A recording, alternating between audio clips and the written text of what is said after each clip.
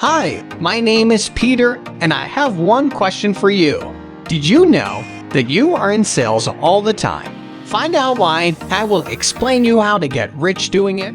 Today we will speak about how to close the sale with easy sales techniques. Closing a sale is not always an easy thing.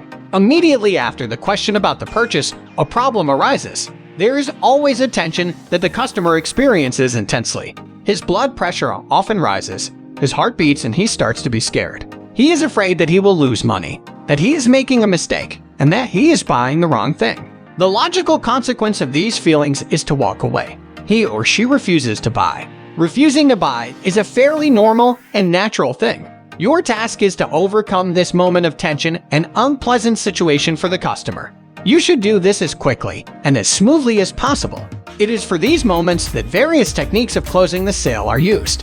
You need to realize that this is not a way to sell to someone who does not need your product, does not know how to use it, does not want it and can't afford it. These techniques are mainly used to overcome this unpleasant moment for the customer. It is this unpleasant feeling that is the result of refusing to buy, and therefore you must learn to ask the right questions. So here are my most used techniques for closing the sale. Clarify the rules at the beginning. The first way to avoid unnecessary objections at the end of the sale is to clarify right at the beginning whether the customer is in a position to buy your product and pay for it. You can use this option especially if it is an investment in the future. You can start with a simple question. When I present to you the best investment of your life, will you be able to invest $2,000 right now? The customer can answer that he does not have so many funds at the moment. In that case, ask for a lower amount. Once you've reached the amount, summarize it again. So if I show you the best investment you've ever seen, can you put that amount into it? The customer will answer unequivocally yes,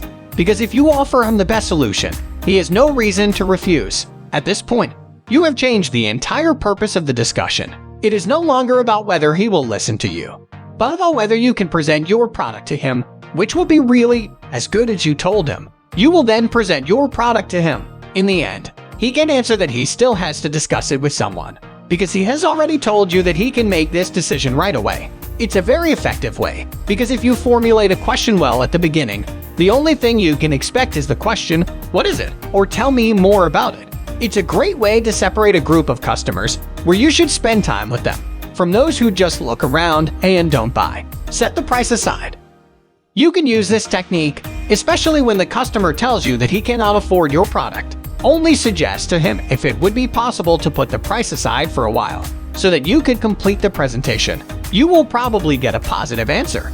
In the meantime, you will complete your presentation and explain in detail the value of what you offer. When everything is explained, then the price will make sense for the value you offer. Whenever you get a question about the price, you need to realize one thing. The customer has not yet obtained a sufficient amount of information about what the product will bring. It means the benefit is still lower than the price.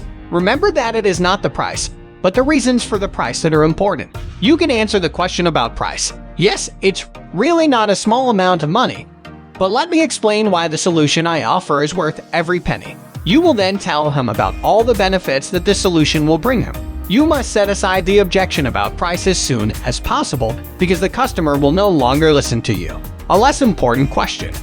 Imagine you are selling cars and you ask this question, by the way, will you want manual air conditioning or automatic? It doesn't matter which option he or she chooses. In both cases, you have sold the car. It is much easier for the customer to decide this way than if you asked him a question about the whole purchase. Personally, I often use the question of the method of payment. Will you pay by card or cash? It is a less important question. Let me know if you are in sales and check out my new book. You are in sales, so get rich doing it on Amazon. You find the link in description. Leave me a comment and hit the like button if you want to know more.